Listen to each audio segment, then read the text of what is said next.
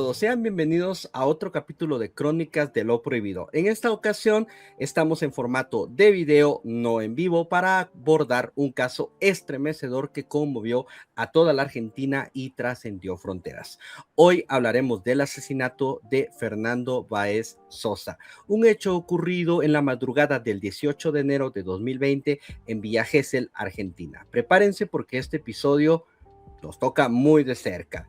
Antes de adentrarnos en detalles, quiero darle la palabra a Moni, porque para ella, como argentina, este caso es especialmente sensible. Buenas noches a todos. Hola Kevin, hola a todos los que nos están siguiendo. Sí, hoy tenemos un tema muy especial porque es el caso de Fernando Báez Sosa, un caso que todavía nos estremece mucho en la Argentina. Hablar del caso de Fernando Báez Sosa no es muy fácil, porque no es un caso más. A mí como argentina me toca de una manera muy profunda, ya que Fernando podría haber sido el hijo de cualquiera de todos nosotros, ¿no es cierto? Fernando tenía 18 años, era estudiante, estaba de vacaciones, saliendo a bailar con unos amigos, como hacen millones de chicos cuando se van de vacaciones en este país. Como hicieron nuestros hijos, como hicieron cualquiera de nosotros cuando éramos jóvenes, o como esperamos que puedan hacerlo sin miedo cualquiera de todos los que salen hoy en día. La madrugada del 18 de enero del 2020, en Villa Gesell, Fernando fue atacado brutalmente a la salida de un boliche bailable. Y yo les digo que fue atacado brutalmente porque no fue una pelea. Se dijo que Fernando estuvo metido en una pelea y no fue una pelea, fue atacado. Fue un ataque grupal, fue un ataque violento, fue un ataque despiadado, un ataque enceguecido, golpes que no pararon, golpes que terminaron con su propia vida y en plena calle a la vista de todos. Como mamá, me cuesta incluso imaginar ese momento espantoso porque ver las imágenes donde está Fernando tirado en el suelo y ver todo lo sucedido y sentir lo que sintieron sus papás, ¿no es cierto? Que nunca más volvieron a ser los mismos. Yo creo que papá podría llegar a volver a ser la misma persona después de un hecho similar, ¿no es cierto? Yo creo que nadie. Así que bueno, la justicia determinó que la causa de la muerte fue un traumatismo cráneoencefálico severo, producto de la violencia ejercida por un grupo de jóvenes. Hubo cámaras, hubo videos, hubo testigos, todo quedó registrado y nadie puede negarlo. Así que todo el país lo vio. Esto fue algo realmente atroz. En el año 2023 fue el juicio que seguimos casi todos como si fuera propio. Hubo condenas, 5 de los acusados, porque eran 8, 5 de los acusados recibieron cadena perpetua. Acá en Argentina la cadena perpetua es de 35 años. Y los otros 3 apenas les dieron 15 años de cárcel porque no fueron los que hicieron, sino que como que fueron partícipes nomás. La justicia habló, pero más allá de que la justicia haya dado su veredicto y haya fallado, el vacío sigue, porque más que nada uno siente que no se hizo la justicia que uno quisiera, y además sigue el vacío en el corazón de esos papás, ¿no? Los papás de Fernando, si uno se pone en la piel de ellos y se da cuenta como ser humano, no necesitas ser papá o mamá para darte cuenta como ser humano la atrocidad que acababan de cometer. Niños, porque son gente muy joven, diría yo, y no tan niños porque sos lo suficientemente adulto para saber lo que estabas haciendo. Este caso nos atravesó como sociedad completa. Nos obligó a mirarnos a nosotros mismos, a preguntarnos qué es lo que está pasando con tanta violencia, con todo el alcohol que hay hoy en día y que siempre hubo, pero que desenfrena. Con la falta de límites que se suma al alcohol, con la empatía que parece haberse perdido. Entonces todo esto lleva a una conclusión. ¿Dónde quedó todo lo que se perdió? ¿Dónde está? Todos los valores, todas las cosas que hoy en día no están. Fernando no es solo una víctima de un expediente judicial. No. Fernando es un nombre que nos duele cada vez que pensamos en él, en sus papás, o que cada vez que llega un 18 de enero, recordándonos ese 18 de enero tan salvaje. Es un chico que salió a divertirse y que no volvió, que les dio un beso a sus papás antes de irse y que nunca más volvió a darles un beso. Y es para muchos de nosotros un recordatorio de que algo así como sociedad no puede volver a suceder y a repetirse. Nunca más, jamás de los jamases. Gracias por compartir eso, Moni. De verdad que se siente lo profundo que caló este caso en Argentina. Creo que como tú lo dijiste, los que son padres, no importa de dónde sean, se van a conmocionar con lo que le pasó a Fernando. Ahora sí, si te parece, vamos a repasar la historia completa. Vamos a hablar de quién era Fernando, qué ocurrió aquella noche, quiénes fueron los responsables, cómo fue el juicio, cuál fue el veredicto y cómo reaccionaron la sociedad y la prensa, tanto dentro de Argentina como fuera del país. Ahí sí que vamos a empezar por el principio, conociendo a la víctima, Moni. ¿Quién era Fernando Báez Sosa? Cuéntanos un poco sobre él, sobre su vida, su familia. Bueno, Kevin, Fernando Báez Sosa era un chico de 18 años, nacido en Buenos Aires el 2 de marzo del 2001. O sea, nació el mismo día que mi hijo. Fíjense si a mí me pega fuerte este caso. Vivía con sus padres en el barrio de La Recoleta, en la capital federal. Mira qué historia, ¿no? Era el hijo único, porque no podían tener hijos y les costó mucho tenerlo, de Silvino Báez y de Graciela Sosa. Ambos una pareja de inmigrantes paraguayos que decidieron venir a vivir a la Argentina buscando un futuro mejor para él y para ellos y para su familia. Su papá trabajaba como portero del edificio, Silvino, estamos hablando del papá de Fernando, un portero de un edificio, y su mamá era cuidadora de ancianos, gente totalmente trabajadora, o sea, no podemos decir que eran acomodados económicamente. Gente humilde, honesta, que sacaron adelante a su hijo con muchísimo esfuerzo. Sí, se nota que Fernando venía de una familia trabajadora, ¿verdad? Con valores.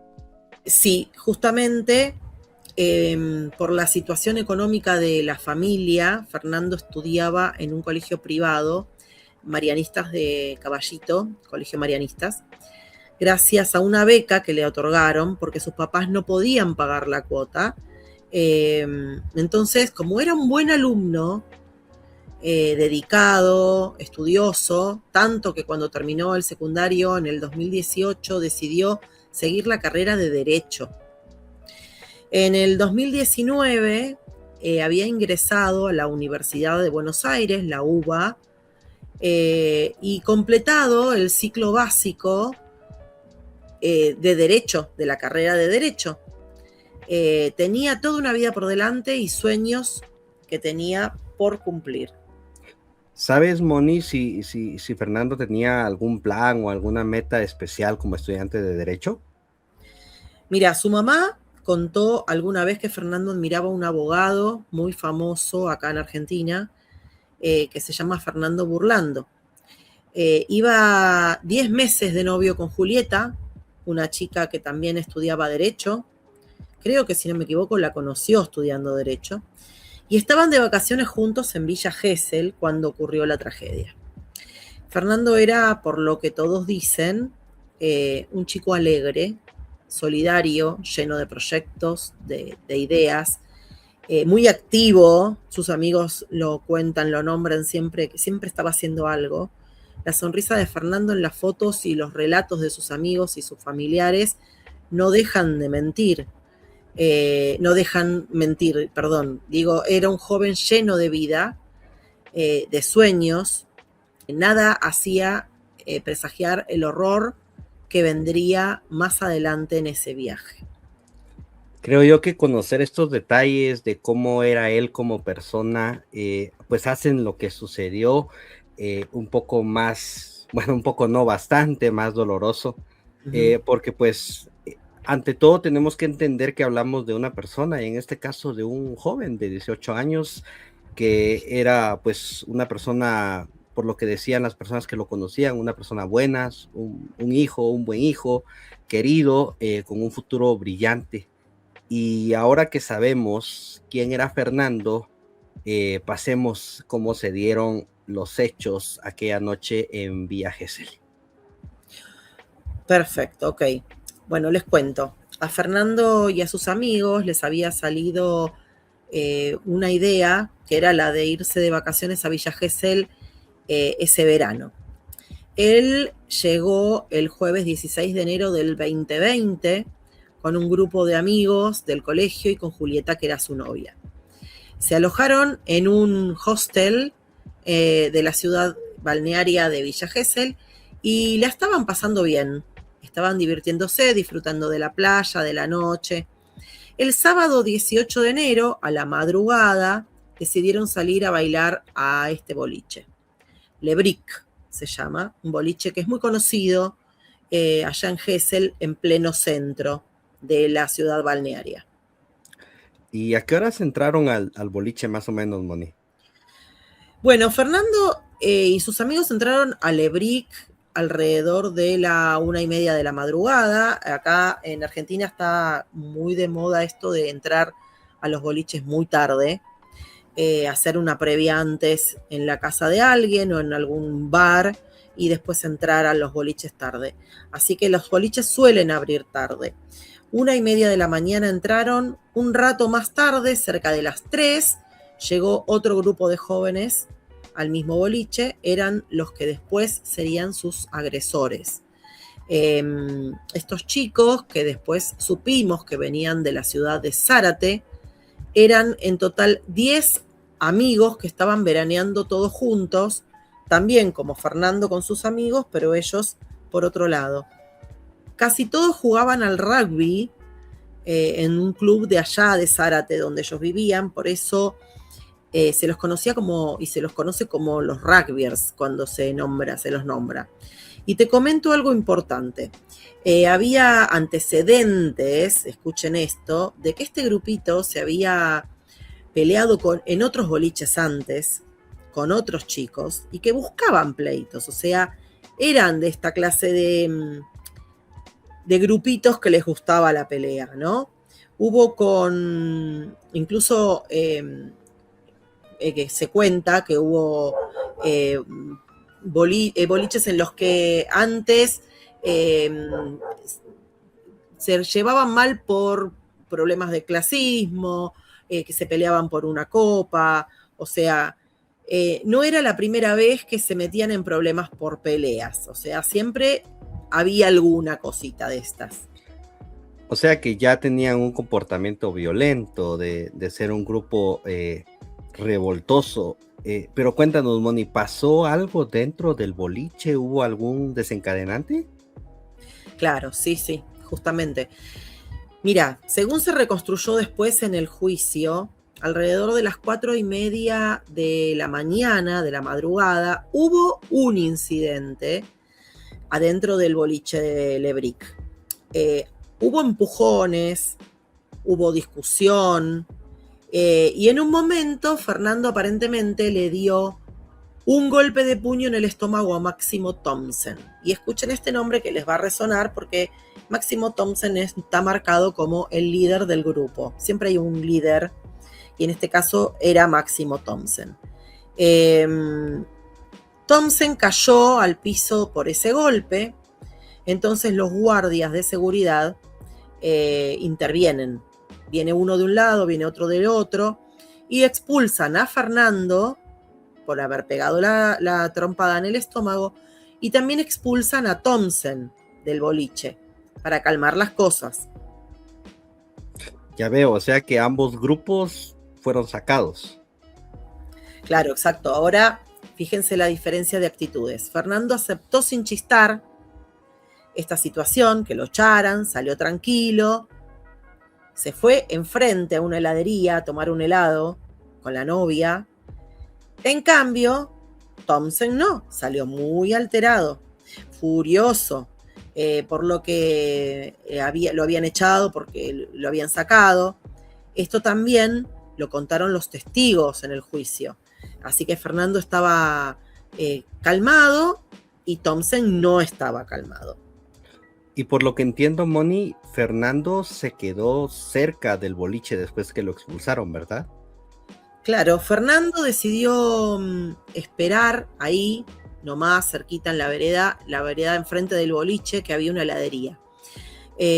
Afuera estaba con sus amigos, unos 12 chicos que lo acompañaban. Imagínate, habían salido todos medio sorprendidos por lo que había sucedido, y algunos se compraron el helado, otros fueron al kiosco más cercano y compraron algo para tomar. Todos esperaban que saliera el resto del grupo, porque eran un montón. No estaban buscando pelea, para nada. Imagínate que si vos querés pelea no te vas a comprar un helado. Así que eso habrá durado 10 minutos más o menos, aproximadamente, que fue el tiempo que estuvieron ahí como esperando que salieran los otros amigos y se compraban los helados y charlaban entre ellos. Y mientras tanto, Moni, ¿qué fue lo que pasó con el otro grupo, con este grupito de los rugbyers? Bueno, el grupo de los rugbyers se juntó de nuevo afuera, porque salió Thompson, salieron los otros. Según las cámaras y los mensajes que luego se recuperaron, porque había cámaras del boliche y había gente sacando fotos. Imagínense que esto fue hace poco, todo el mundo tenía su celular encima. Ellos se reagruparon y decidieron ir a atacar a Fernando a propósito, a embaucarlo, ¿no? Esto es clave, porque no fue una pelea espontánea provocada por emoción en el momento, sino que lo fueron a buscar con intención. De hecho, uno de los mensajes que se conoce después de que se muestra que a las 4:41 minutos uno de ellos avisaba a los demás dónde estaba Fernando. Y eso, a eso de las 4:44, 45 de la madrugada, se desató la agresión final. ¿Y podrías contarnos un poquito cómo fue ese ataque? Yo sé que es algo muy difícil, pero es bastante importante entenderlo. Sí, cómo no. Bueno, fue terrible, ¿no? En realidad, los videos de seguridad y los celulares ayudaron a reconstruir casi, te diría, segundo a segundo, gracias a que hay tantas cosas en este momento tecnológicas. Fernando estaba de espaldas a la puerta del boliche, en la vereda de enfrente, con sus amigos, cuando lo sorprendieron por ambos lados. Máximo Thompson se abalanzó y lo golpeó en la frente. Lo golpeó de frente hacia él, ¿no? Y casi simultáneamente Enzo Comelli, que era otro de los rugbyers, y Ciro Pertossi lo atacaron por atrás. O sea, no fueron de a uno, fueron 3 juntos. Fue todo muy rápido, Kevin, fue rapidísimo. Fernando cayó al piso casi enseguida debido a esos primeros golpes. Claro, te tomas por sorpresa, y 3 personas a la vez, imagínate. Y encima estamos hablando de chicos rugbyers que sabían pegar. Grandotes, exacto. Bueno, decía, una vez que lo tuvieron en el piso, indefenso, imagínatelo, y no tuvieron piedad. Otro hubiera dicho, bueno, hasta le pegamos, ya no, lo tiramos, ¿no? No, ellos no tuvieron piedad. A menos de 5 de ellos comenzaron a patearlo en la cabeza. Y en el cuerpo, piñas y patadas en la cabeza y trompadas repetidamente, incluso cuando Fernando ya estaba inconsciente. O sea, la intención de agresión es innegable. Le daban patadas una y otra vez. O sea, ¿qué querés lograr con eso? Oh, por Dios, a mí te digo, ¿qué querés lograr? Si vos lo que llega, uno dice, te daría una trompada, no sé, hasta que lo desmayara, por ejemplo. Acá lo desmayaron, ¿le dieron la trompada? Sí, lo desmayaron, sí. No, o sea, es pero que siguieron, o sea, ¿qué buscaban? Fue un ataque. Fue un ataque brutal. Sí, brutal es poco, Kevin, porque el ataque entero duró menos de 1 minuto. En realidad duró 50 segundos fatales. Hay una serie en Netflix que justamente habla de esto, que se llama 50 segundos, que justamente habla de este caso. Es un documental, mírenlo si les interesa este caso. Están todas las entrevistas hacia los amigos con los que él fue de vacaciones, estuvieron con él en ese momento. La mamá, el papá cuentan la historia de Fernando, muestran el lugar.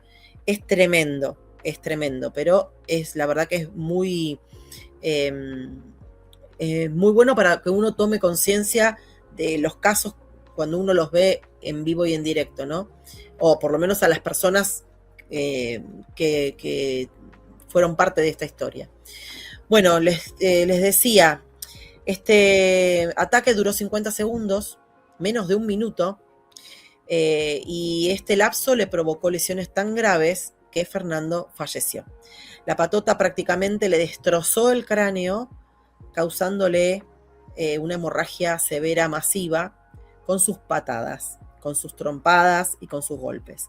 Fernando sufrió un paro cardiorrespiratorio traumático a causa de todos estos golpes y murió ahí mismo en la vereda, solito, sin poderse defender absolutamente de nada. No hubo oportunidad de nada. Sus amigos trataron de auxiliarlo, incluso una chica, esa me acuerdo de esa historia, es esa chica que contaba llorando que le había hecho RCP, porque era una, si no me equivoco, era una médica, o era una chica que estudiaba medicina o enfermera, y que cuando vio todo eso se tiró encima para hacerle RCP y intentó reanimarlo, pero ya era demasiado tarde, Fernando ya había fallecido.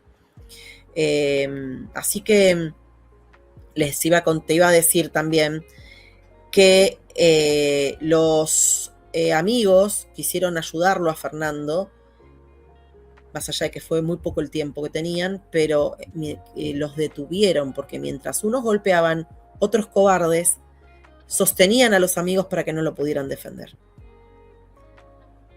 Así de brutal, como te estoy contando. De hecho, después la justicia habló de alevosía y de actuar sobre seguro. Fernando en el piso ya no les representaba ningún peligro para ellos. Así que aún así lo siguieron golpeando, pateando, hasta matarlo. O sea, que es lo que repetía antes. La intención para mí no era pelear no más, no era pelear nada más. Así que uno de los jueces describió que hubo alevosía por desvalimiento. Si no me equivoco, se dice desvalimiento, que significa que él no tenía posibilidades de defenderse. Entonces, aprovecharon que Fernando estaba indefenso en el suelo para asegurar el resultado sin correr ningún tipo de riesgos. Esto es espantoso, No, Esta- definitivamente, por lo que dices, Moni, debe haber sido una escena muy fuerte. Y por Ujú. lo que estás mencionando, creo que parte o todo esto quedó grabado, ¿verdad? Sí, sí, sí, sí. Por eso te contaba que esto ocurrió en la era del celular. Imagínate que ya había cámaras en la puerta del EBRIC Ujú. y celulares de las personas que estaban ahí. Así que esto fue crucial para este caso, gracias a que hubo todos eh, estas imágenes, estos videos. Mira, uno de los propios agresores filmó el inicio del ataque con su celular. Se supo después que Lucas Pertossi, que es uno de estos chicos, estaba grabando con su teléfono cuando comenzaron a golpear a Fernando. Ese video existe. Dura unos segundos, pero muestra el momento en que empiezan a pegarle. ¿Y sabés qué hizo Lucas con ese video? Ujú. Lo mandó al grupo del chat que tenían con el grupo de chicos. Ni bien ocurrió, ese video empezó a circular entre ellos y luego se filtró en las redes sociales durante la misma madrugada. O sea, terrible. En Twitter y en YouTube la gente comenzó a ver estas imágenes terribles casi, Kevin, en tiempo real. Fue algo inédito. Algunos lo llaman el asesinato más filmado en la historia criminal argentina. Justamente esta última forma de expresarte, sí la había leído y me pareció curioso lo de el asesinato más filmado en la historia criminal argentina, y creo yo que el hecho de que se haya visto en video, que existan grabaciones, multiplicó el impacto, o sea, sin Ujú. duda, porque creo que la gente pues veía con sus propios ojos lo que había pasado, ¿no? Obvio, exacto. Imágenes borrosas de un chico en el suelo siendo pateado. Se volvieron virales específicamente esa misma noche. Así que, y si esto no fuera suficiente, hay testigos que oyeron lo que gritaban los agresores mientras lo estaban atacando. Porque imagínense golpe, pelea, piña y gritos. Acá viene otra parte escalofriante, porque varios testigos escucharon que le gritaban insultos racistas a Fernando durante la golpiza. O sea, cosas como tomá negro, o a ver si seguís pegando, negro de mí. O sea, estos chicos tenían un problemita, ya venían con este mismo problema en otros boliches, porque justamente por las mismas cosas se los criticaba, o por lo menos se los nombra que estas mismas cosas eran las que hacían juntos en otros boliches en otros lados, también por agresiones racistas eh, y demás. O sea, encima de todo, racismo. Encima de todo, racismo, exacto. Sí, Fernando era hijo de paraguayos, con rasgos quizás más morochos que estos chicos. Y lo insultaban y le decían cosas, por eso mientras lo molían a golpes, venían no solo golpes, sino que también los insultos racistas. Es terrible, esto es terrible. Uno de los rugbyers, según declaró una chica que era testigo, llegó a gritar algo que bastante macabro, te diría yo, que era, quédate tranquilo, que a este man me lo voy a llevar de trofeo. Como si Fernando fuera un objeto, o sea, ¿entendés? Un trofeo de caza. Esa misma testigo contó que vio cómo ese agresor, identificado después como Matías Benicelli, acomodó la cabeza de Fernando, escucha esto, contra un cantero de la vereda para poderle pegar bien una linda patada. Efectivamente le dio la patada final en la cara. Es difícil hasta de relatarlo, te puedo decir. Tenía la marca en la cara de la pisada. Yo me quedo sin palabras, Moni, de O sea, le veras, porque acomodaron la cara, Kevin, le acomodaron la cara contra un cantero se para que tomaron el tiempo, la patada pudiera ser efectiva, ¿entendés? causar más daño. Sí, sí, sí, sí. A mí no O me sea, vengan con que eso no es alevoso. No, o sea, te digo, yo me quedo sin palabras, hasta te juro que cuando narrabas el asunto de que le acomodaron la cabeza para darle una patada, sentí como se me enchinó la piel. Y No, encima, esa frase del trofeo, o sea, muestra una mentalidad de cómo estaban actuando, Moni, o sea, ay, sí. como si quisieran llevarse la victoria de una forma ahí sí que súper cruel. Ay, sí. Sí, horrible, horrible, totalmente. Era un ensañamiento. Esto no es algo, o sea, no es típico de cualquier grupo. No, vos no me vas a decir que cualquier grupito que se pelea se agarra a las piñas y pasa esto. Ujú. Esto no ocurre. Vos sos varón. Los varones que suelen decir, sí, somos de agarrarnos a las trompadas. Esto no ocurre siempre, este tipo de cosas. No es normal. Esto era ensañamiento. Para colmo, después que dejaron a Fernando tirado, inconsciente y todo lo demás, se fueron caminando, escuchá esta, como si no pasara nada, como si la vida fuera lo más sencilla y disfrutando de la noche. Todavía hay más. Tras el ataque, este grupo de rugbyers volvió a la casa que habían alquilado y en el camino fueron festejando y alardeando en voz alta sobre lo que habían hecho.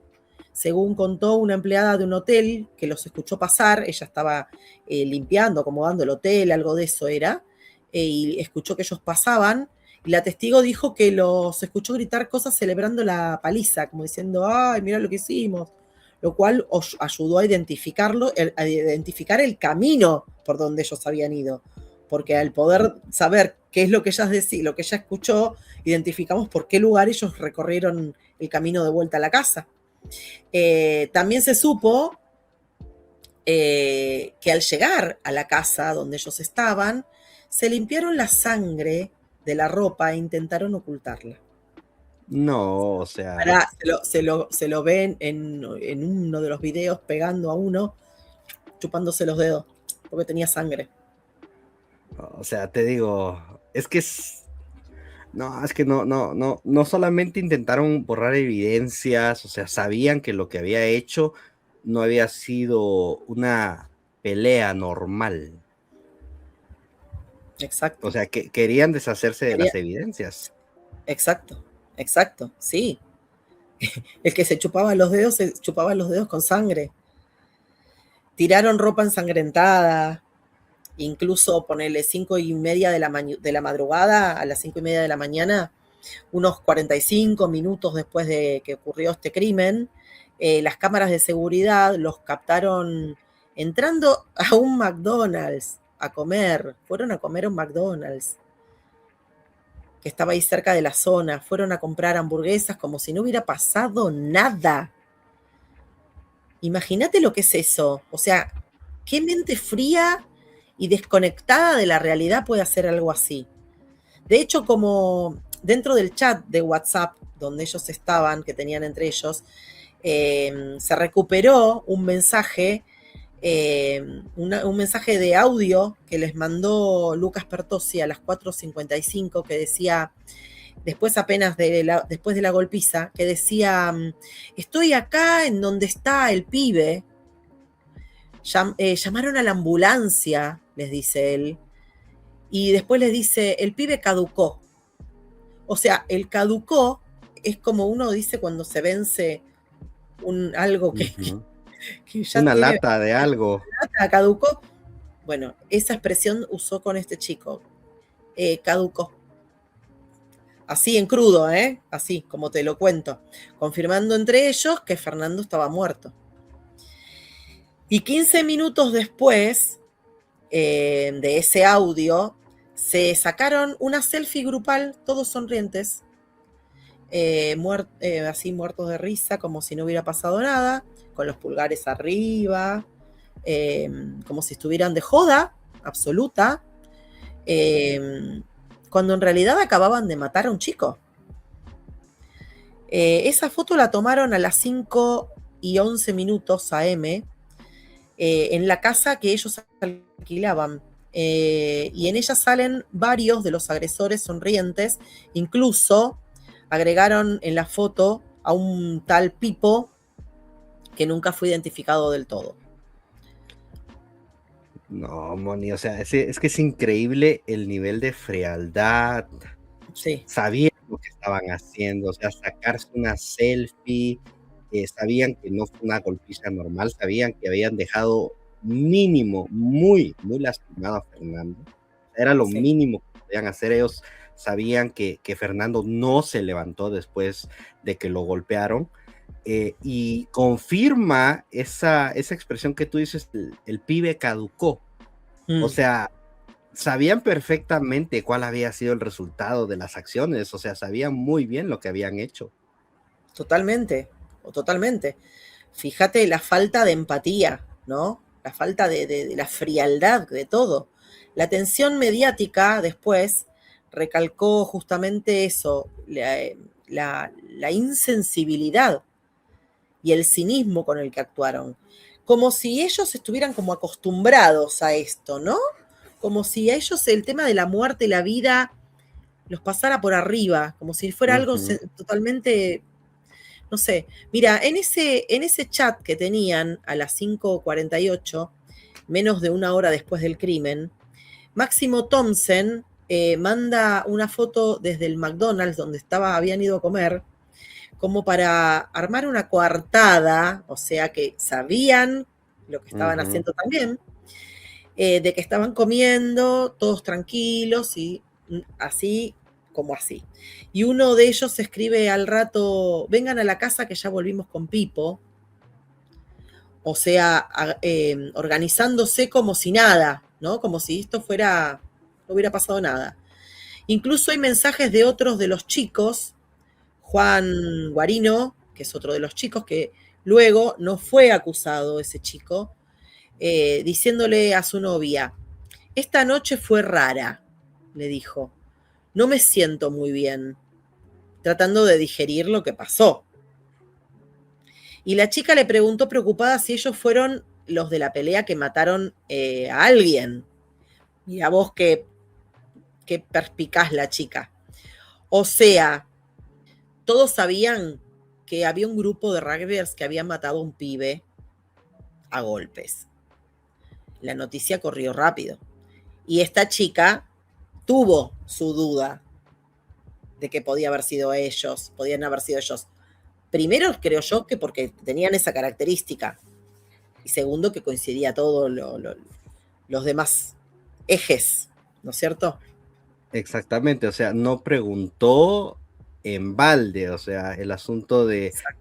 de que ya los conocían, ya tenían una reputación, porque imagínate, yo veo o leo una noticia de que alguien se peleó en la calle de la ciudad, ya sea donde estoy, donde vivo, Ujú. y yo conozco a mis amigos, digo, no, no fueron ellos, o sea, o Claro, sería muy extraño, no, mi primera pregunta no sería, no fueron ustedes, ¿verdad? claro, claro. Entonces, ya eso te da una idea. Moni, ¿y cuándo y cómo fueron detenidos estos rugbyers?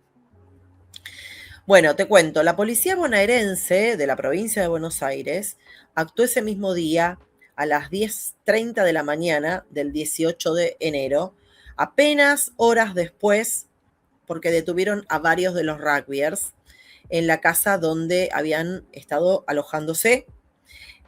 Los tenían identificados gracias a las cámaras de seguridad que yo te había contado, a los videos de toda la gente que había filmado y a los testimonios que dieron todos los testigos. De hecho, los propios atacantes habían buscado en Google las noticias pocas horas después para saber qué se decía, tratando de ver qué se decía, qué hablaban de esta situación en Gesell. Sabían que iban a hacer noticia y lo fue, porque antes del mediodía ya estaban todos ellos detenidos. En total, detuvieron a 10 jóvenes de Zárate ese día, que eran los que habían estado involucrados en mayor o en menor medida en esta situación. Luego, durante la investigación, 2 de esos 10, Alejo Milanesi y Juan Pedro Guarino, quedaron en libertad por falta de pruebas en su contra, ¿no? Pero los otros 8 fueron finalmente acusados formalmente del homicidio. O sea que son estos 8 los principales acusados que terminaron yendo a juicio, ¿verdad? Oh, exacto, así fue. Y acá pasamos a quiénes eran estos 8 individuos. Ok, hablemos de los agresores, Moni, de los responsables, diría yo. ¿Quiénes eran estos 8 imputados y qué perfil tenían? Bueno, te cuento. Eran todos chicos muy jóvenes también. Fernando tenía 18 años. Estos chicos tenían edades entre 18 y 20 años. Así que ahora están entre los 26 por ahora. 25, 26 años. Uh-huh. En ese momento, 20. Como dije antes, la mayoría jugaba al rugby, porque era un grupo de jugadores de rugby que eran amigos y que habían viajado a la costa. Por eso los medios los llamaron siempre como los rugbyers. Eran amigos entre sí, todos oriundos de la ciudad de Zárate, en la provincia de Buenos Aires. Los nombres de estos 8 son importantes porque fueron conocidos en todo el país. Y te diría que países limítrofes también. Máximo Thompson, que se lo conoce como el agresor principal. Ciro Pertossi, Luciano Pertossi, Lucas Pertossi, 3 hermanos.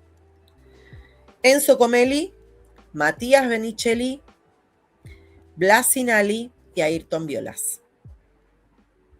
O sea, 8 nombres, Moni, que como tú dijiste, lamentablemente se hicieron, diría yo que infames, porque no famosos, sino que infames por el peor motivo. Y sí, justamente era lo que mencionabas, ¿verdad? Que varios son hermanos. Uh-huh. Justamente, mira, Ciro Pertossi, Luciano Pertossi son hermanos y Lucas Pertossi es primo de ellos. Yo ahí no me acordaba, uno era primo y 2 son hermanos. O sea, 3 de los acusados pertenecen a la misma familia. 2 hermanos y un primo. Máximo Thompson, por su lado, era quizás el más conocido deportivamente, porque jugaba al rugby a nivel casi semiprofesional, te diría yo, en un club importante de Buenos Aires. Casi. Y lo consideraban como el líder natural del grupo, tenía una impronta de líder. Ya. Los demás eran todos compañeros del Club Náutico Arsenal de Zárate, de familias de clase media, algunos clase media alta, medio acomodada, de esta localidad. Eran amigos que vacacionaban juntos y, por desgracia, compartían también esta conducta agresiva en patota que se ve que les gustaba. Totalmente, yo creo que queda claro, Moni, 8 jóvenes, todos varones, deportistas, que hasta antes de todo esto tal vez llevaban una vida normal en su ciudad, pero que a partir de esta madrugada, pues como ya se dijo, sus nombres quedaron ligados a este homicidio atroz. Y pues ya con todos detenidos, imagino que se abrió, y por lo que leí antes de empezar este episodio, que se abrió un proceso judicial bastante largo, ¿no? Sí, exacto. Después de las detenciones vino la investigación judicial y luego el juicio oral, que fue muy esperado por todo el país. Todo el mundo estaba atento a este juicio. 3 años de espera y un proceso muy seguido. Y cuéntanos, Moni, ¿cómo fue ese juicio? ¿Cómo fue ese juicio? Mira, los hechos fueron en enero del 2020 y el juicio no se realizó hasta enero del 2023. Vos pensás que en el medio tuvimos una pandemia. Así que, obviamente, la pandemia del COVID demoró todo. Además de que las etapas de investigación duran porque hay que investigar, leer esto, entrevistar. Bueno, la preparación del caso, el juicio oral y público se llevó a cabo en la ciudad de Dolores, que es donde está el tribunal con jurisdicción de Villa Gesell. Arrancó el 2 de enero del 2023 y se extendió durante casi un mes de audiencias intensas hasta el 26 de enero aproximadamente. Fueron 4 semanas de juicio que dominaron los titulares nacionales. Te digo que acá en Argentina todo el mundo hablaba del juicio, todo el mundo seguíamos en vivo el juicio. Te juro que cada día los noticieros abrían con lo que había pasado a la salida del tribunal, en la sala del tribunal, perdón. Y no se hablaba de otra cosa. Todo el mundo quería justicia. No, me imagino, o sea, todo el país pendiente de cada detalle, de cada momento, ¿no? Olvídate. Además, el tema de la sensación, vos pensar que podría pasarte a vos como papá, que tu hijo vaya de vacaciones, justamente pasó en enero, y el juicio ocurre en enero cuando muchos tienen a sus hijos en vacaciones. Lo único que no querían era que no vayas a bailar, le decíamos, porque no, te da miedo después de esta situación, quedás muy sensible. Totalmente. Declararon decenas de testigos en este juicio, te cuento, amigos de Fernando, turistas que vieron cosas, porque había turistas, era un lugar donde la gente va a vacacionar, va de vacaciones. Personal de seguridad del boliche, gente que trabajaba en la heladería, peritos forenses, etcétera. Bueno, se presentaron todas las pruebas reunidas, los videos de las cámaras de seguridad de las calles, los videos de los celulares, de los chats de WhatsApp entre los acusados. Se quedaron con los celulares de los chicos y obviamente si no me equivoco, ellos habían borrado chats, pero tuvieron que investigar un poco y pudieron volver a recuperar esos chats y esos videos. Tuvieron la ropa con sangre secuestrada, las pericias médicas. Todo esto se expuso en el juicio. Por ejemplo, se mostró la zapatilla ensangrentada de Máximo Thompson y la marca que dejó en la cara de Fernando, demostrando que esa zapatilla fue la que lo había pateado. Los forenses explicaron que Fernando falleció por un shock neurogénico, así es, shock neurogénico por trauma craneal múltiple, así se lee lo que le causó. Entre otras palabras, un paro cardíaco traumático por las patadas recibidas en su cabeza. Imagínate para una madre escuchar eso, ¿no? Toda esa evidencia fue totalmente abrumadora y terrible. No, totalmente, Moni, o sea, escuchar eso en juicio con las palabras tan frías en las que se da un diagnóstico médico devastador. Y los acusados, Moni, ¿qué actitud tuvieron durante el juicio? ¿Declararon, pidieron perdón o cómo estaban? Bueno, vos sabés que fue muy observado todo eso. A principio del juicio, cuando arrancó el juicio, los 8 optaron por no declarar sobre los hechos ocurridos. No decían nada. Se les llamaba el pacto de silencio, decían todos. Su defensa buscaba minimizar cualquier autoincriminación. Pensá que estamos hablando de gente joven que podía meter la pata, digamos. Se los veía serios, cabizbajos en la sala, no decían nada, todos juntitos y custodiados por la policía. Recién, al final de este juicio, en la última audiencia, antes de la sentencia, algunos de los acusados pidieron disculpas. Varios dijeron estar arrepentidos, lloraron y pidieron perdón a los padres de Fernando, afirmando que nunca quisieron matar a nadie. Máximo Thompson, por ejemplo, lloró y dijo que estaba muy arrepentido. Ciro Pertossi también pidió perdón. Otros, como Lucas Pertossi, negaron haber participado de la golpiza directamente. En fin, cada uno dio sus últimas palabras, por así decirlo, antes del veredicto. Pero muchos en la sociedad sintieron que esos pedidos de perdón que dieron no fueron sinceros o que llegaron tarde. Más que nada eso, ¿no? Casi como una estrategia para buscar un atenuante. y como que no satisface por más que pidan perdón.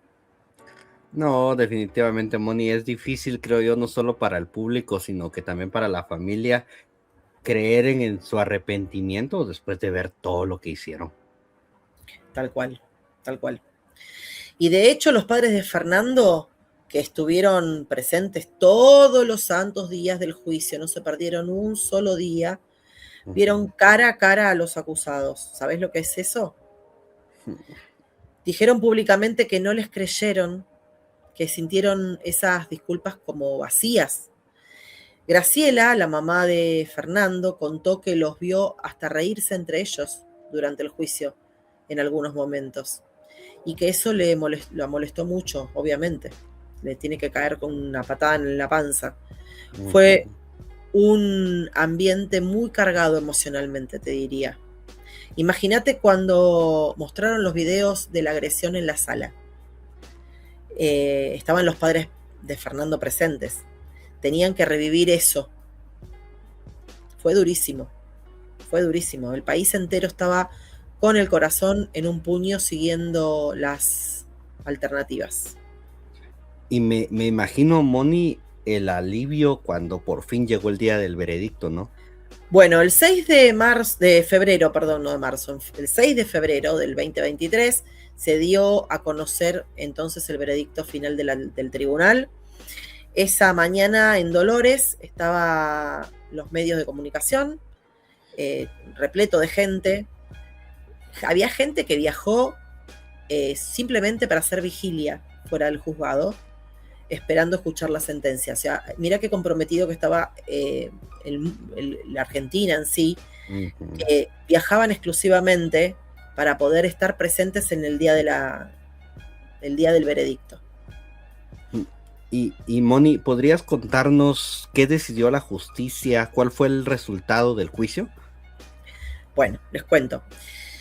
El Tribunal Oral en lo Criminal número 1 de Dolores declaró culpables a los 8 acusados de homicidio agravado, pero distinguió 2 grados de responsabilidad entre los chicos, entre los acusados.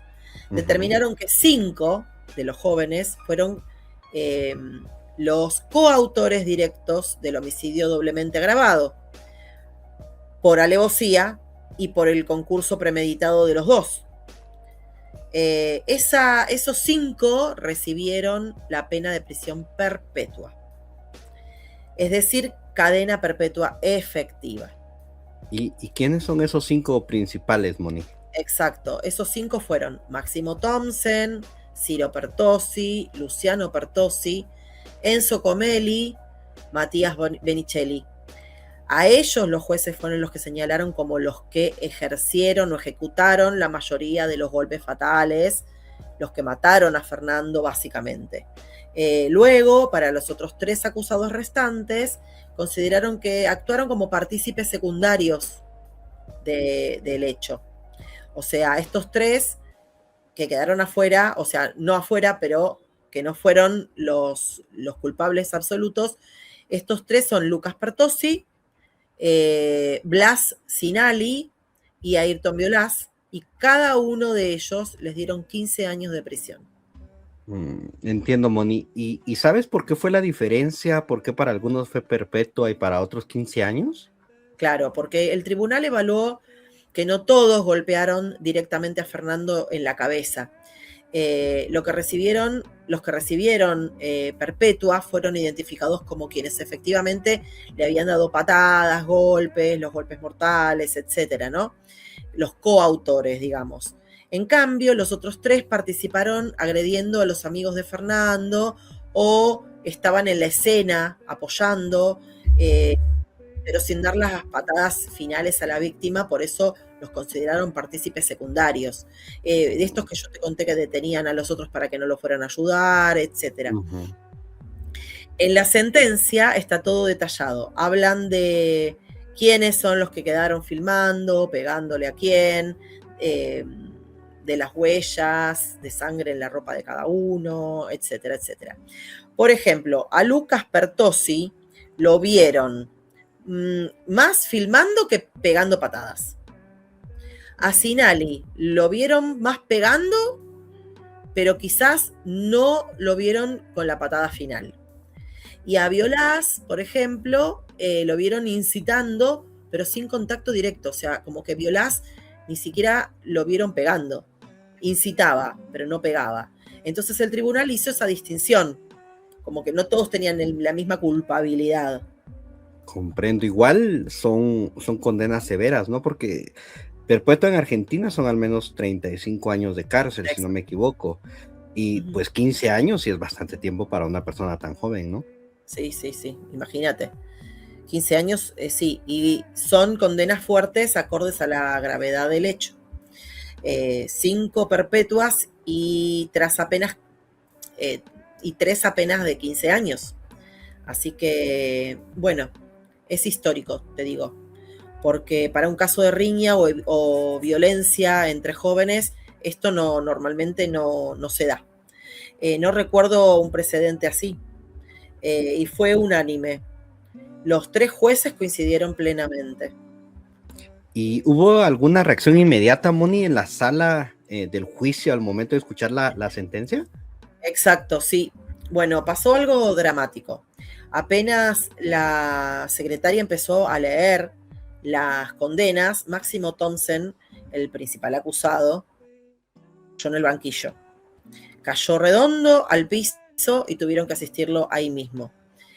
Fue impactante verlo porque el tipo que había dado las patadas más brutal, las mortales, digamos, al oír prisión perpetua colapsó y se desmayó. O sea, es muy, diría yo, muy machito para lo que no le corresponde, no era para él, ¿no? Los otros se quedaron pálidos, algunos se pusieron a llorar. Afuera de la sala la gente que estaba esperando aplaudió al escuchar el veredicto. O sea, la mayoría quería esto. Otros se abrazaron, hubo sensación de alivio, de justicia, ¿no es cierto? Los padres de Fernando se abrazaron. Graciela, su mamá, sostuvo la foto de su hijo con lágrimas.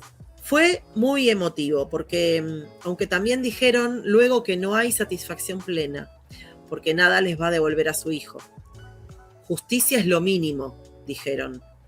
Silvino, el papá, dijo, ahora podemos descansar un poquito sabiendo que estos asesinos van a estar presos mucho tiempo. Es tremendo. Vos imagínate que como papá, como mamá, tu hijo no te lo devuelven. No, o sea, te digo, yo creo que ahí, como ellos mismos dijeron, es lo mínimo de que haya habido justicia. Y la familia de Fernando, Moni, quedó conforme con el fallo, porque a veces sienten que las penas no alcanzan. Claro. En general sí, mira, aunque con un matiz, te diría yo. Los padres y el abogado, que precisamente es Fernando Burlando, el abogado al que Fernando tanto admiraba, mirá qué cosa tan loca, ¿no? O sea, terminó haciendo su propio caso, al que él tanto admiraba. Habían solicitado que los 8 acusados fueran condenados a perpetua. Los 8. Ellos querían perpetua para todos, absolutamente todos, porque consideraban que todos fueron coautores de alguna medida, porque al sostener a uno para que no pueda ir a ayudar a Fernando, permitió que el otro pudiera darle la patada final. O sea, todo fue, si no por una cosa o por la otra. Entonces, cuando salieron las 3 condenas de los 15 años, esas 3 que fueron aparte de los otros 5, Burlando declaró, el abogado, declaró que para la familia no era justicia completa esto, que estas penas le parecían muy bajas. Anunció que iban a evaluar, apelar, para que también esos 3 partícipes también fueran acusados y pudieran recibir la perpetua, igual que los otros 5. ¿Y qué pasó con eso, Moni? ¿Se apeló? ¿Apelaron? Presentaron recursos ante la Cámara de Casación de la provincia, pero te cuento, en marzo del 2025, la Corte Suprema de la Nación rechazó un intento de la defensa de los rugbyers de recusar a los jueces y dejó firme las condenas tal como estaba. O sea, al día de hoy, 2026, las condenas de primera instancia siguen vigentes. 5 perpetuas y 3 de 15 años. Los sentenciados todavía pueden intentar alguna apelación en tribunales internacionales, pero es como complicado que progrese o que prospere. Todo indica que cumplirán estas penas. Entiendo. Entonces, en resumen, 5 perpetuas y 3 condenas a 15 años, todas confirmadas. Yo creo que es un desenlace judicial bastante contundente. Claro, sí, así es.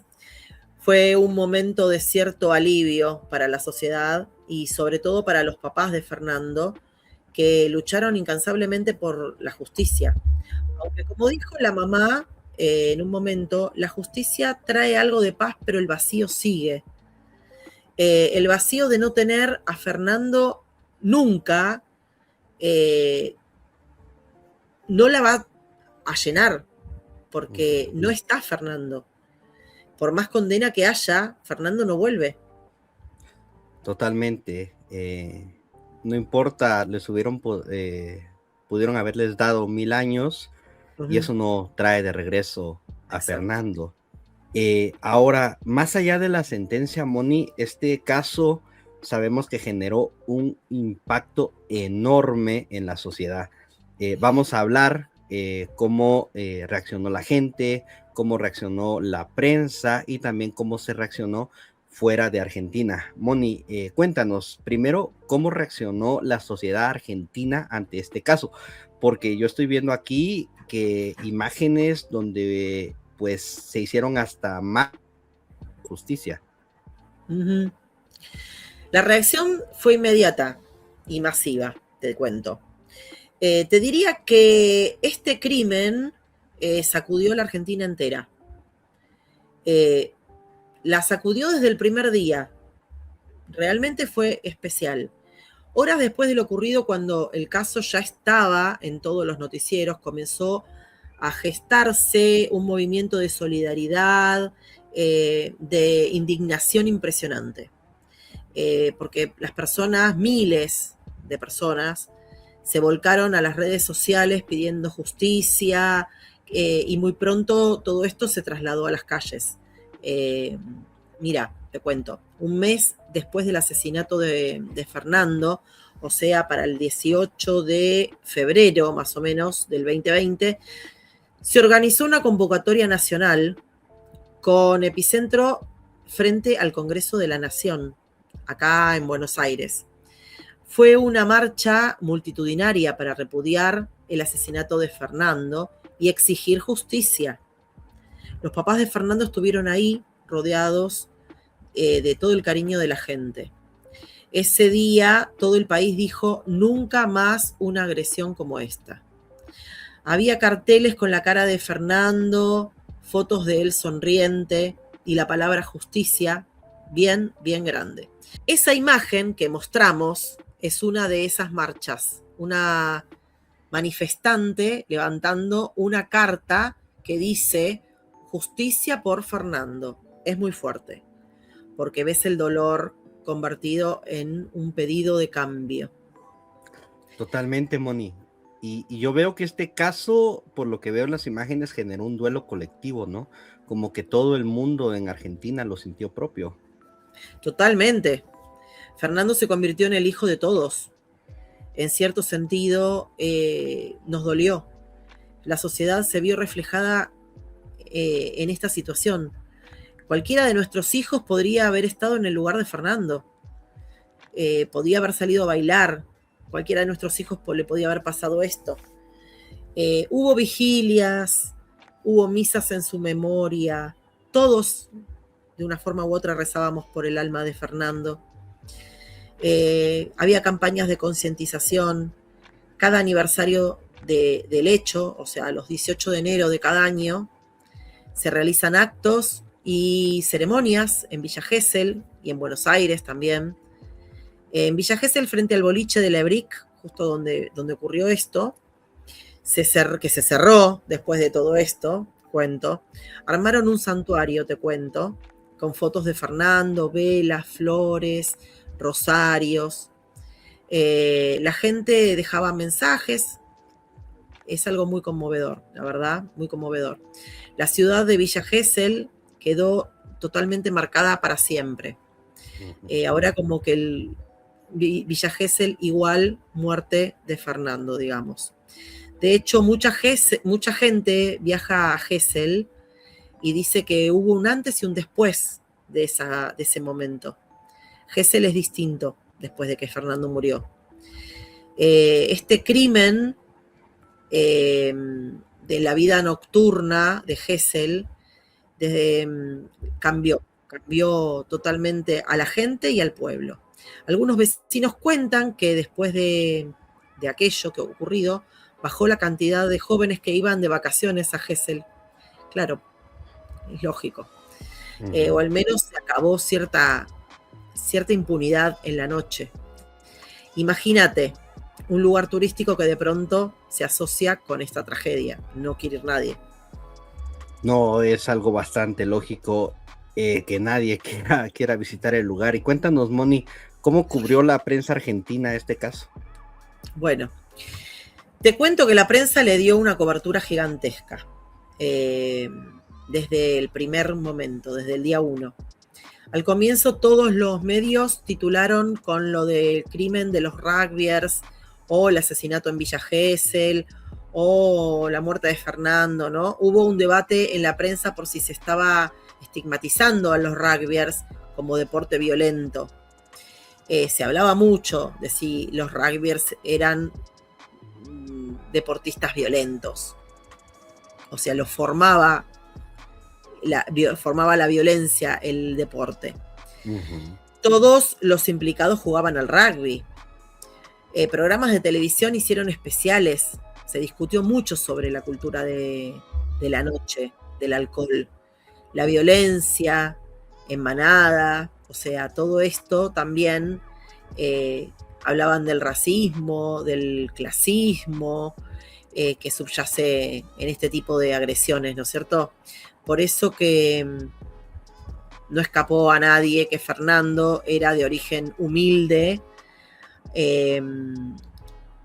y que eran como diferentes a sus agresores. Entonces, en cambio, ellos eran de clase acomodada y los insultos que le daban a Fernando tuvieron un sesgo discriminatorio muy claro, muy claro. Especialmente en el 2023. Mirá, en el 2023 fue el juicio. Durante el juicio de ese año, la prensa transmitía cada detalle, ¿no? Cada testimonio, cada cosa que se decía, cada muestra de evidencias forenses, cada frase de los acusados o de los padres de Fernando.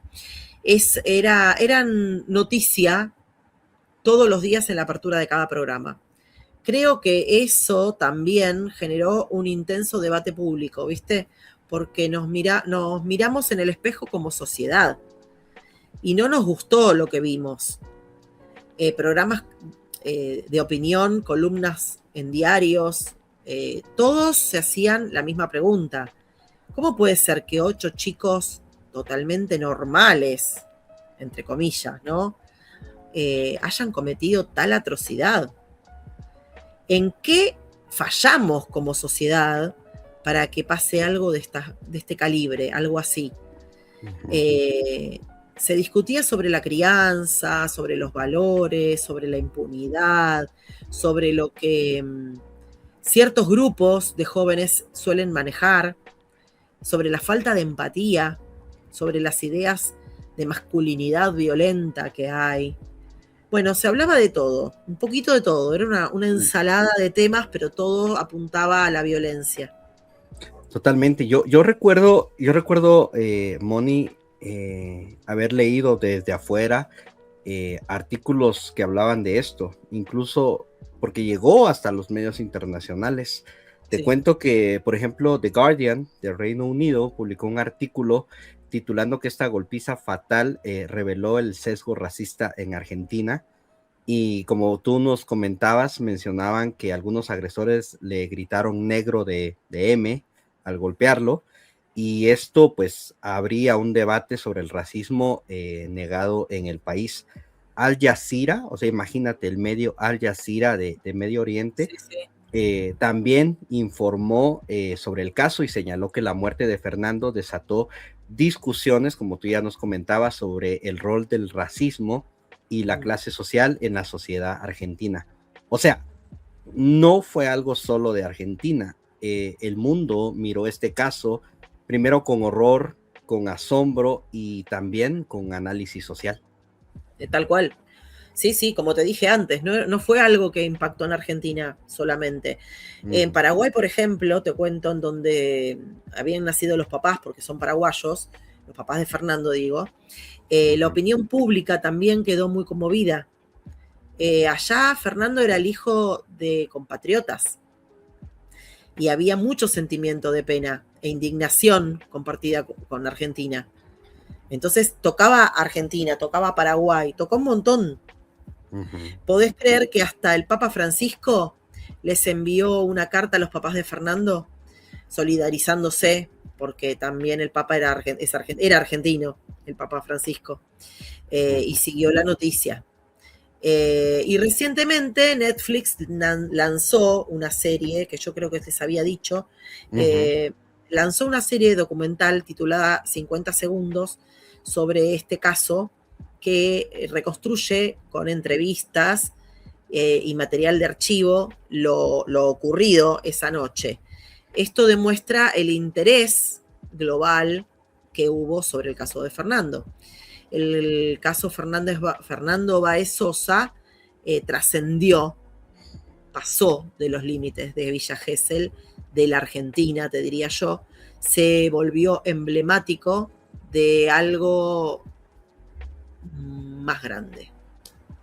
No, definitivamente. Yo creo que este crimen expuso falencias y violencias latentes en la sociedad, y no es algo exclusivo de la sociedad argentina, pero este tipo de falencias que van desde la crianza, la cultura del aguante en ciertos deportes, como mencionábamos, la discriminación racial, la discriminación de clase, que muchas veces se niega en todas o en muchas culturas, pero que está presente.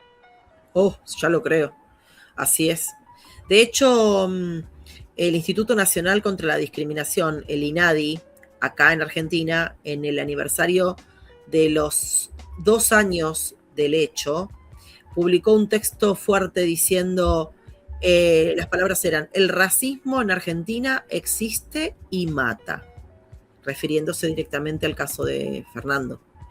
Así que, porque lo que pasó nos obligó a tener ese debate pendiente sobre el racismo. No es casualidad, como dijo el titular del INADI, que las víctimas de ciertas violencias tengan caras como las de Fernando o de otros chicos que sean humildes, mientras que los victimarios suelen pertenecer a grupos privilegiados. Es doloroso, pero había que decirlo. Yo creo, Moni, que en resumen la reacción a este caso fue primero de dolor, indignación y te digo, dolor por la pérdida absurda de un joven. Tenía 18 años. Sí. ¿Por qué? Por absolutamente nada.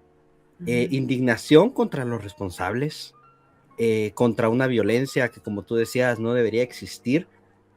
Y si se saca algo bueno, si algo bueno puede sacarse de esto, creo que también dio lugar a una reflexión sobre lo que está pasando con los jóvenes y con los valores como sociedad. Mira, este caso se convirtió en una especie de espejo incómodo, pero necesario. Como sociedad argentina nos preguntamos ¿Cómo prevenimos que algo así vuelva a suceder? Surgieron campañas de no a la violencia, se impulsaron charlas en clubes de rugby, justamente, sobre el respeto, sobre la no discriminación. Muchos clubes de rugby hicieron mea culpa y reforzaron la formación de valores de sus jóvenes, porque la reputación del rugby, como yo te dije antes, quedó bastante manchada con esta situación ante la opinión pública. Los padres de Fernando, por su parte, iniciaron una fundación con el nombre de Fernando y dan charlas de concientización en colegios. Por ejemplo, los colegios los llaman, ellos van y dan una charla sobre violencia, sobre no discriminación. Ellos, en medio de su dolor, buscan el mensaje de paz y de no violencia hacia los otros, y que llegue a todos los jóvenes. Me parece muy loable, y a ver, la verdad es que fuerte, hay que tener fortaleza como padre. Después de lo ocurrido, salir a dar charlas a colegios y a jóvenes, no, realmente no tengo palabras. No, yo creo, Moni, que acá, con este caso, hay un mensaje final, justamente con lo que tú decías respecto a lo que los padres están haciendo. Y es que yo creo que Fernando Báez Sosa se volvió un símbolo de lo que no debe repetirse. Como dijiste con tu reflexión al principio, nunca jamás. Sí. Mira, Fernando simboliza la injusticia de una vida truncada por la violencia sin sentido. Y al mismo tiempo, la enorme solidaridad y la demanda de justicia de toda una sociedad. Su nombre quedó grabado para recordarlo y para que recordemos que tenemos que cambiar ciertas cosas, que la noche tiene que ser segura para nuestros hijos, que ninguna pelea justifique una muerte, que no podemos tolerar el racismo ni la violencia en grupo. Exacto, y que la educación en el respeto y la empatía es clave para que nunca más tengamos otro Fernando, y no solamente en Argentina, Moni, sino que en todos lados. Así es, porque Fernando podría haber sido cualquiera y en cualquier lado. Y como sociedad nos debemos seguir reflexionando y nos debemos actuar nos debemos tener acciones para que algo así no vuelva a pasar y no pase de nuevo. Totalmente, definitivamente esperamos que no vuelva a suceder. Moni, yo creo que hemos cubierto todo, quién era Fernando, cómo sucedieron estos terribles hechos aquella noche, quiénes fueron los responsables, cómo actuó la justicia, cómo reaccionó la sociedad en Argentina y en el mundo. Ha sido un recorrido duro, pero creo que totalmente necesario. Antes de cerrar, Moni, ¿quieres agregar algo más? Solo decir que personalmente espero que Fernando Báez Sosa no sea olvidado, que su nombre siga presente como impulso para mejorar, y enviarles un abrazo a sus papás, a Silvino y a Graciela, que han mostrado una entereza admirable, que sepan que no están solos, que no lo estuvieron cuando ocurrió y que no lo seguirán estando nunca. Millones acompañamos su reclamo de justicia y también su anhelo de que esta tragedia que de esta tragedia salgan aprendizajes, digamos. Y un beso y un abrazo fuerte para ellos. Muy cierto, Moni, desde acá pues nos sumamos a ese abrazo a los padres de Fernando y a ese deseo de que algo así no vuelva a suceder. Definitivamente, muchísimas gracias a todos por acompañarnos pues en este episodio con este formato nuevo. Ha sido diferente, más extenso, pero necesario para profundizar en un caso que Moni nos recomendó y un caso que creo que nos conmovió. Ya saben, si les pareció útil este contenido, no olviden darle like y compartir y déjenos en sus comentarios pues sus opiniones y reflexiones. Gracias por estar del otro lado a todos los que nos acompañaron. Y como siempre decimos, mantener la memoria de casos así es parte de construir un nunca más a la violencia. Así que hasta la próxima, cuídense mucho.